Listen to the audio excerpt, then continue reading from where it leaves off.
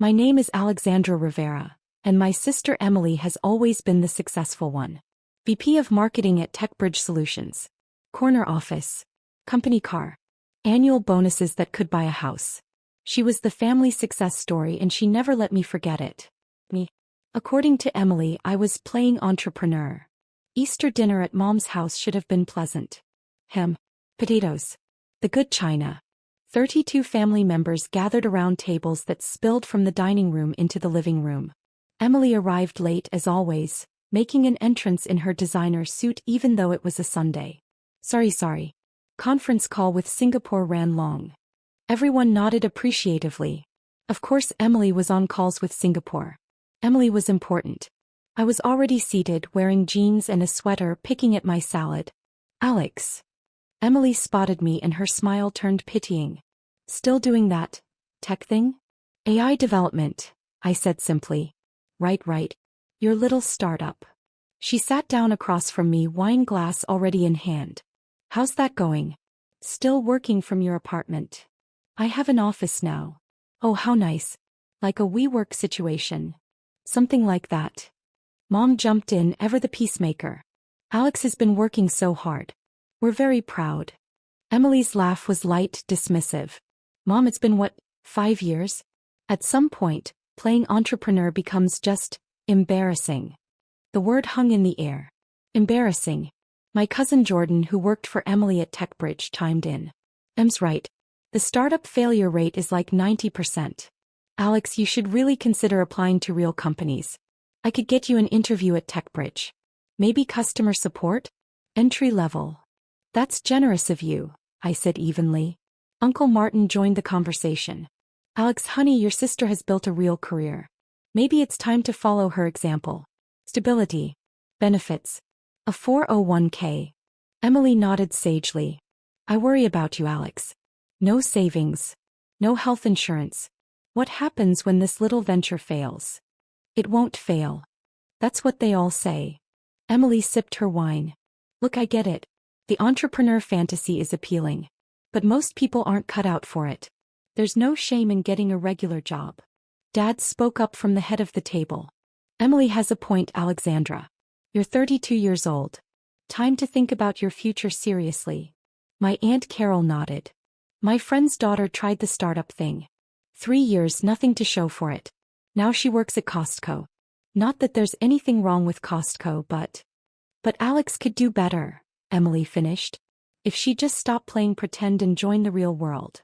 I set down my fork. I appreciate everyone's concern. Do you though? Emily leaned forward. Because honestly, it's getting hard to watch. Every family gathering, everyone asks me how my brilliant little sister is doing, and what do I say? Oh, she's still playing with computers in her apartment? Jordan laughed. Stop. You're killing her. I'm being honest. Someone has to be. Emily's voice softened into what she probably thought was kindness. Alex, I love you. We all do. But this entrepreneurship thing, it's time to let it go. Apply to TechBridge. I'll put in a good word. You could start next month. I'll think about it, I lied. Please do. Before you waste any more years on this hobby. I excused myself early, claiming a headache. No one seemed surprised. As I left, I heard Emily telling Mom, she'll come around eventually. Reality always wins. What Emily didn't know, what I'd carefully kept from my entire family, was that I wasn't playing entrepreneur. I was running NeuralEdge AI, one of the fastest growing artificial intelligence companies in the Pacific Northwest. It started 6 years ago when I was working as a data scientist at a logistics company. I watched them manually route thousands of shipments daily, making mistakes that cost millions. I knew AI could optimize it. I built a prototype in 3 months. They rejected it. Too experimental, they said. So I quit and built it myself. I maxed out 4 credit cards. I lived on ramen and slept 4 hours a night. I taught myself advanced machine learning, neural networks, natural language processing. I took every course I could find from Stanford, MIT, Berkeley, all online, all while my family thought I was unemployed. The first client was a small regional delivery company. They paid me $8,000 for a routing optimization system. It increased their efficiency by 34%. They told another company. Then another. Within 18 months, I had 37 clients and $2.1 million in revenue. I hired my first employee, Marcus, a brilliant engineer I'd met at a hackathon. Then 3 more. Then 12. My family never asked for details. Emily was too busy being successful. Mom and Dad were too busy being proud of Emily. Everyone else just assumed I was struggling. I let them believe it. By year 3, Neural Edge had 60 employees and $15 million in revenue. We developed proprietary AI systems for supply chain optimization, predictive maintenance, and demand forecasting. Microsoft Azure featured us as a case study. AWS invited us to speak at their summit. Emily called that week. "Hey, I saw some AI company mentioned in TechCrunch. The name sounded like something you'd come up with. Neural Edge? Any relation?" "Oh, I consulted for them briefly." Well, they're probably going nowhere. Most of these AI startups are just hype." I said nothing. By year 4, we hit $47 million in revenue. Forbes called me for their 30 under 30 list. I declined. Fortune reached out. I declined. I wasn't ready.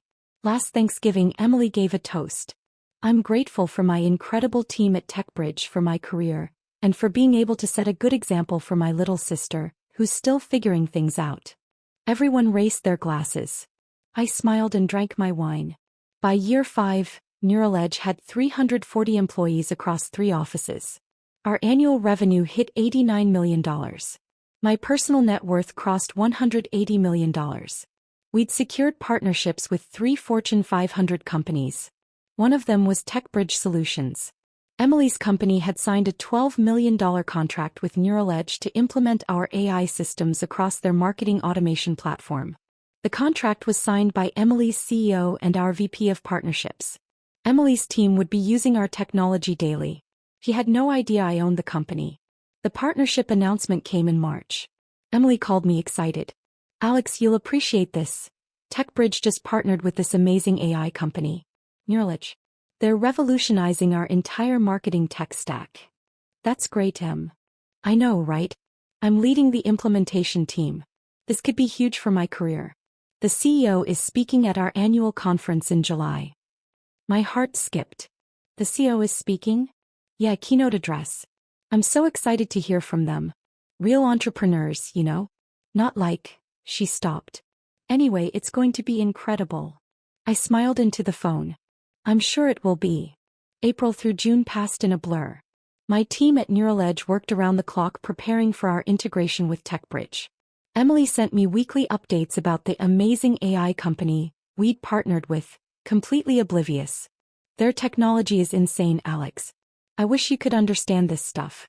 It's so complex." "I'm sure it is. The CEO is a woman too. That's so inspiring. Probably had to work twice as hard to prove herself in tech." "Probably. Not like your little coding hobby. This is real AI. Real innovation." Jordan mentioned it at a family barbecue in May. "Alex, you should come to our conference in July. Might inspire you to see what real tech success looks like." "Maybe I will." Emily overheard. "Oh, Alex, no offense, but you wouldn't understand most of the sessions. It's pretty high-level stuff. Enterprise AI, machine learning pipelines, neural networks. I might surprise you." She laughed. "You're sweet. But trust me, this isn't beginner-friendly content." June 15th, TechBridge's conference coordinator called my office. "Ms. Rivera, we're finalizing details for your keynote. Do you have any specific requirements?" "Standard setup is fine. Podium, clicker, confidence monitor." "Perfect. And we'll have your company bio in the program. Should we mention the partnership with TechBridge specifically?" "Absolutely. Make sure it's prominent." "Will do. Oh, and just so you know, our VP of Marketing, Emily Rivera, is your point person for the day. She'll meet you backstage."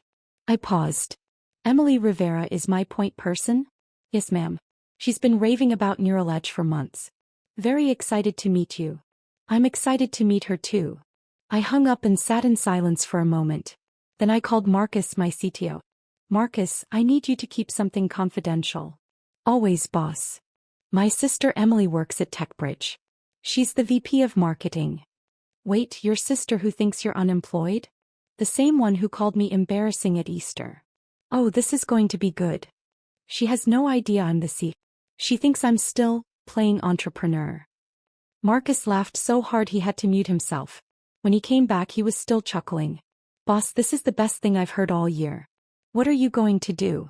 I'm going to give the keynote speech exactly as planned. She's going to lose her mind. I know. July 18th arrived hot and clear. TechBridge's annual conference was held at the Seattle Convention Center.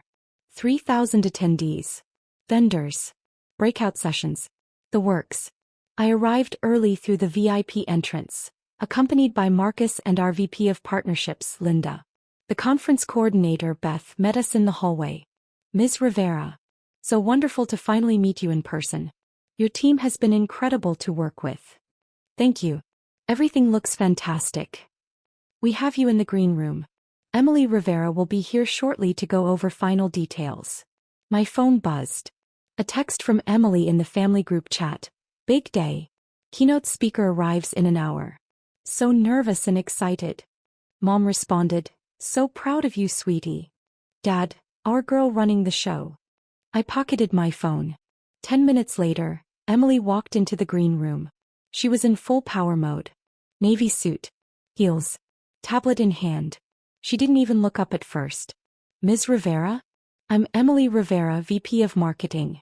I'll be your liaison for. She looked up. Our eyes met. All the color drained from her face. Alex. Hi, Emily. What are you? Why are you? She looked at Beth. There's been a mistake. This is my sister. The keynote speaker is. Beth smiled, confused. This is Alexandra Rivera, CEO of NeuralEdge AI. Your keynote speaker.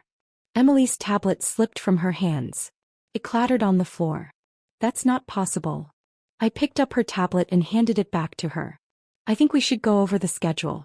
I have 45 minutes for the keynote, correct? Alex, what the fuck is happening right now? Beth excused herself quickly. I'll give you a moment. Emily stared at me. You're the CEO of NeuralEdge, the company we just paid $12 million to partner with. I am. But you said you were just consulting for them. You said, she stopped. You lied.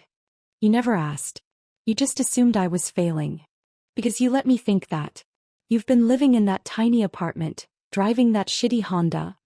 I like that apartment. And I like my Honda. Alex, you own a company worth. She pulled out her phone, frantically typing. Forbes estimated NeuralEdge's valuation at $127 million. You're worth, oh my God. Approximately $180 million personally. Though it fluctuates with funding rounds. She sat down heavily. This isn't real. This is a dream.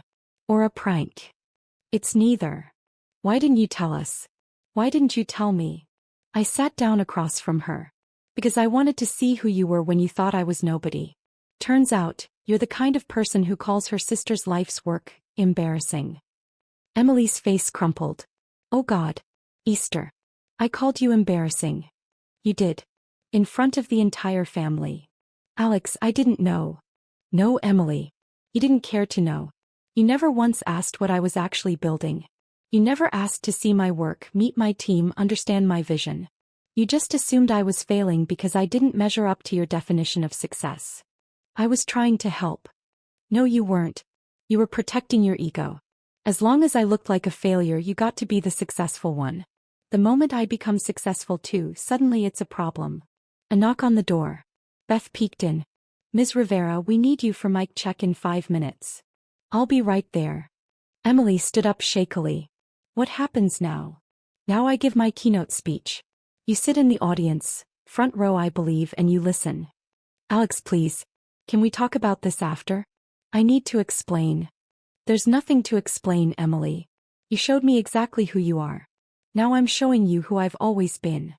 I walked past her to the door. Wait. Her voice cracked. Does the family know? Not yet. But they will after today. The keynote is being live-streamed. Oh God. I smiled. See you out there, sis. The auditorium was packed. 3,000 people. Every seat filled. The energy was electric. I stood backstage watching Emily take her seat in the front row. She looked pale. Jordan sat next to her, scrolling through his phone, oblivious. Beth gave me the signal. You're on in 30 seconds, Ms. Rivera. Marcus squeezed my shoulder. Go show them what you've built. The lights dimmed. A voice boomed through the speakers. Ladies and gentlemen, please welcome the CEO of Neuraledge AI, the visionary leader transforming how enterprises leverage artificial intelligence, Forbes 30 Under 30 honoree, and TechBridge strategic AI partner, Alexandra Rivera. The audience erupted in applause. I walked on stage. The spotlight hit me. 3,000 faces turned toward me, including Emily's. Her mouth was slightly open. Her hands frozen mid-clap. Jordan next to her suddenly sat up straighter, leaning forward, squinting. Wait, is that? Emily grabbed his arm. I reached the podium and smiled. Good morning. Before we dive into how Neuraledge is revolutionizing enterprise AI, I want to tell you a story about perception versus reality. The audience settled in. 6 years ago I had an idea. I was working as a data scientist watching companies struggle with manual processes that AI could automate. I built a prototype. My employer rejected it. So I quit my job and built it myself. Murmurs of appreciation. My family thought I was crazy. They told me to get a real job. Apply to established companies. Stop playing entrepreneur. I paused, letting that phrase land. One family member, someone I love very much, called my work embarrassing. Emily's face turned red. That person is sitting in the front row right now. 3,000 heads turned toward Emily. She looked like she wanted to disappear. But here's the thing about being underestimated, I continued, my voice strong. It gives you incredible freedom. When people think you're failing, they stop watching you. They stop questioning you. They stop interfering. And in that space, that quiet, unobserved space, you can build something extraordinary. The audience was silent, hanging on every word. 6 years later, Neuraledge AI has 340 employees. We serve 73 enterprise clients across 14 countries. Our AI systems process 2.3 billion data points daily. We've raised $89 million in funding and generate $127 million in annual revenue. Applause rippled through the room. But the most valuable thing I built wasn't the technology. It was the knowledge of who I am, independent of external validation. My family's doubt became my fuel. Their dismissal became my motivation. Their embarrassment became my strength. I looked directly at Emily. So to the person who called me embarrassing, thank you. You taught me that success isn't about proving people wrong. It's about building something meaningful regardless of who believes in you. The audience erupted in standing ovation. Emily sat frozen, tears streaming down her face. Jordan beside her had his phone out, frantically typing. Probably texting the family group chat. I spent the next 40 minutes presenting Neuraledge's AI architecture, our partnership with TechBridge, and our vision for the future of enterprise automation. The audience was engaged, asking brilliant questions, taking notes furiously. Emily didn't move the entire time. She just stared at me, her successful little sister, commanding a stage she could never have imagined me on. When I finished, the applause was deafening. Thank you all. I'll be at booth 47 if anyone wants to discuss partnerships. And to my family watching the live stream, I smiled directly at the camera. Hi Mom. Hi Dad. Surprise. Backstage my phone exploded. 73 texts in the family group chat. Mom, Alexandra. You're the keynote speaker. Dad, is this real? Is this really happening? Aunt Carol, I told my friend's daughter to work at Costco and your daughter owns a $127 million company? Uncle Martin, I told her to get stability and a 401k. I'm never giving advice again. Jordan, I offered her an entry-level job at her own partner company. Cousin Maria, the live stream has 47,000 viewers and climbing. Alex is trending on LinkedIn. Mom again, why didn't you tell us? I pocketed my phone. Emily appeared in the doorway, mascara streaked down her face. Alex. Emily. That was, she stopped, composing herself. That was the most brilliant keynote I've ever seen. And the most humiliating moment of my life. I'm sorry you feel humiliated. No, you're not. And you shouldn't be. I deserved that. She wiped her eyes. I called you embarrassing. In front of everyone. While you were building this. You did. And I never once asked to see what you were actually doing. I just assumed, Her voice broke. I'm so sorry, Alex. Are you sorry because I succeeded? Or are you sorry because you treated me badly? He thought about it. Both. Is that honest enough? It's a start. I've been texting the team. Everyone wants to know how I didn't know my own sister was our strategic partner's CEO. What did you tell them? The truth. That I was too busy being successful to notice you were too. A conference attendee rushed up. Ms. Rivera, that keynote was incredible. We'd love to discuss implementing Neural Edge at our company. I spent the next 3 hours at our booth taking meetings, signing preliminary partnership agreements, collecting business cards. Emily watched from a distance, fielding questions from TechBridge employees about how she'd landed such an incredible partnership. To her credit, she told them the truth. I didn't land it. Our procurement team did.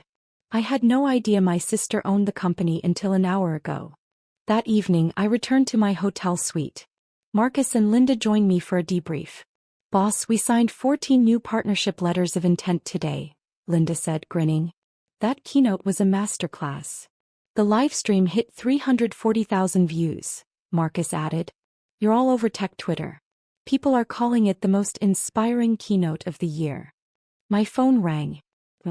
I answered. Hi, Mom. Alexandra Marie Rivera. Mom's voice was shaking. You own a company worth $127 million? Approximately. And you've been letting us think you were struggling for 6 years? You've been assuming I was struggling. I never said I was. Why didn't you tell us? I sat down, suddenly exhausted. Mom, when I told you I was starting a company, what did you say? Silence. You said, that's nice, honey, but maybe keep your job just in case. When I quit my job to do it full-time, Dad said I was being reckless. Emily called it playing entrepreneur. We were worried. No, Mom. You were embarrassed. There's a difference. You were embarrassed that I didn't have a fancy title like Emily. Embarrassed that you couldn't brag about my job at parties. Embarrassed that I didn't fit your definition of success. That's not fair.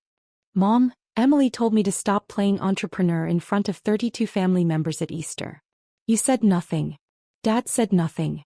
Everyone agreed I was wasting my life. More silence. So I decided to see who you all were when you thought I was failing. And Mom, you failed that test. All of you did. What do you want from us, Alex? Accountability. Real accountability. Not we were just worried. Not we were trying to help. I want you to acknowledge that you valued conventional success over supporting your daughter's dream. And then what? Then maybe we rebuild. But on my terms. With boundaries. With respect. Mom's voice was small. I'm so sorry, baby. I know, Mom. But sorry isn't enough. I need you to understand why what you did was wrong. I do understand. And I'm so proud of you. Your pride doesn't mean much to me right now, Mom. Because I know it's conditional. If my company had failed, you'd still think I was embarrassing. I heard her crying softly. I have to go, Mom. Give my love to Dad. I hung up. The next morning, Emily showed up at my hotel.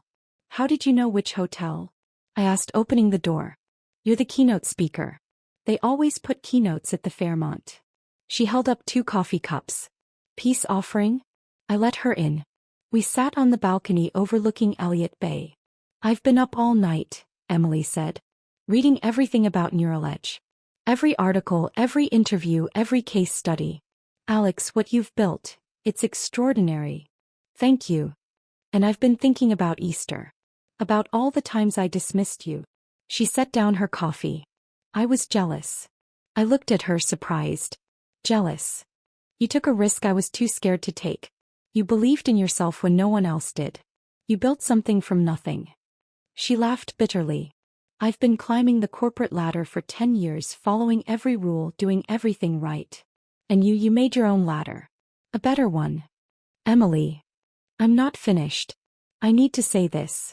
She took a breath. I called you embarrassing because deep down I was embarrassed. Embarrassed that my little sister had more courage than me. Embarrassed that you were living your values while I was chasing titles and bonuses. Embarrassed that you didn't need validation from people like me. You're being too hard on yourself. No, I'm being honest. Finally. She looked at me. I spent 6 years convincing everyone you were failing because I needed to believe it. Because if you were succeeding, then what did that say about my choices? We sat in silence watching ferries cross the bay. I don't know how to fix this, Emily finally said. I don't know if I can. Do you want to? More than anything. But not because you're successful now. Because I miss my sister. The real one. The one who believed in impossible things and made them happen. She's still here. Is she? After everything I said, after how I treated you, Alex, I wouldn't forgive me. Good thing it's not up to you then. She laughed, tears in her eyes. Can I ask you something? Sure. When did you know you'd succeed? I thought about it. The moment I stopped needing you to believe I would. Success became inevitable when I stopped measuring it by your standards. God, I really was terrible, wasn't I? You were human. Flawed. Feared. Like everyone else. But you weren't scared. Oh, I was terrified. Every single day. But I was more afraid of becoming someone who gave up their dreams to make other people comfortable. Emily nodded slowly. That's exactly what I did, isn't it? Gave up my dreams for comfort. Did you have dreams? Once. I wanted to start a sustainable fashion company. Design clothes that didn't destroy the planet. She laughed. But Mom and Dad said fashion was too risky. So I got an MBA and a safe corporate job instead. It's not too late. I'm 35 years old, Alex. I have a mortgage, car payments, responsibilities. I started at 32 with credit card debt and a dream. You're 3 years older with actual resources and business experience. The only thing stopping you is fear. She stared at me. Are you seriously giving me entrepreneurship advice right now? After I spent years telling you to get a real job. I'm giving my sister advice. That's different. Emily started crying again. I don't deserve you. Probably not. But you're stuck with me anyway. Over the next 2 weeks, the fallout continued. The family group chat imploded with apologies, justifications, and shocked reactions. Uncle Martin admitted he'd been catastrophically wrong. Aunt Carol sent a 5-page email apologizing for comparing me to her friend's daughter who worked at Costco. Jordan sent a formal apology and asked if he could transfer to Neural Edge. I declined. He needed to learn at TechBridge first. Dad called and cried. Actual tears. I told my daughter to be realistic when she was building a $127 million company. I'm the world's worst father. You're not the worst, I said. Just misguided. Can I take you to dinner? Please? I need to understand what I missed. We had dinner the following week. He asked genuine questions. What problems was I solving? How did the technology work? What was my vision for the company? For the first time in 6 years he saw me. Really saw me. Mom took longer. She was embarrassed, truly embarrassed, about how she treated me. She started reading books about supporting unconventional success. She joined a parenting group for parents of entrepreneurs. I'm trying to understand, she said when she finally called. Why you needed to test us. Why you couldn't just tell us. Because telling you wouldn't have shown me who you were. Actions show character. Words just show intention. And what did our actions show you? That your love was conditional. That your support depended on conventional markers of success. That you valued appearances over substance. That's harsh. That's honest. She was quiet for a long moment. You're right. And I'm sorry. Really, truly sorry. I know, Mom. Can you forgive me? I'm working on it. 3 months later, Emily quit her job at TechBridge. She called me from her car, voice shaking with equal parts terror and excitement. I did it. I gave my notice. I'm starting my sustainable fashion company. Emily, that's incredible. I'm terrified. Good.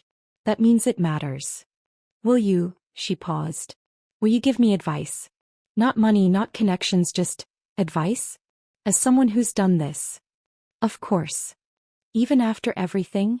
Especially after everything. You're my sister. And honestly, I think you're going to build something amazing. He started crying. Thank you. For not giving up on me even when I gave up on you. That's what family is supposed to do. 6 months after the conference, Neural Edge hit $180 million in annual revenue. We expanded to 520 employees. Forbes featured us again, this time on the cover. The AI revolution you didn't see coming. I agreed to the interview this time. The journalist asked about my family. About the 6 years of silence. I tested them, I said simply. They failed. But failure isn't final. They're doing the work now. Real work. Examining their biases, confronting their assumptions, learning to support unconventional paths. And have they changed? Some have. Some haven't. But I've changed too. I don't need their validation anymore. I built Neural because it mattered, not to prove anyone wrong. What would you say to your sister now? The one who called you embarrassing? I smiled. I'd say thank you. Because she taught me that the only opinion that matters is my own. And that's the most valuable lesson an entrepreneur can learn. The article published with that quote as the pullout. Emily texted me, I deserved that. But also you're welcome. And I love you. I texted back, love you too, sis. Neural crossed $300 million in revenue. We opened offices in London, Singapore, and Austin. My team grew to 890 people. TechBridge renewed our partnership for another 3 years at $47 million. Emily launched EcoThread, her sustainable fashion company. I became her first investor. Not because she was my sister, but because her business plan was brilliant. She had 15 employees and was already profitable. I finally get it, she told me over coffee one morning. The terror. The exhilaration. The absolute certainty that you're either building something world-changing or wasting your life. Welcome to entrepreneurship. I'm sorry I called it playing entrepreneur. I'm not. You gave me the best origin story. Sister called so embarrassing, lived to regret it. She laughed. You're never letting me live that down, are you? Never. Mom and Dad came to Neuraledge's office for the first time. They walked through our floor, meeting my team, seeing the technology we'd built. Mom cried when she saw the wall of patents with my name on them. I'm so sorry I didn't see this sooner, she whispered. You see it now. That's what matters. Dad asked intelligent questions about our AI architecture. He'd been reading everything he could find about machine learning. I want to understand your world, he explained. Even if I'm 6 years late. Better late than never. The family dynamics shifted. Emily and I became collaborators, not competitors. Mom and Dad became genuinely curious about unconventional success. The rest of the family stopped offering unsolicited career advice and started asking genuine questions. But the biggest change? I stopped testing them. I'd learned what I needed to learn. I knew my worth. I knew my strength. I knew what I'd built and why it mattered. Their validation was nice. But it wasn't necessary. And that, more than any revenue milestone or Forbes cover or conference keynote, that was the real success.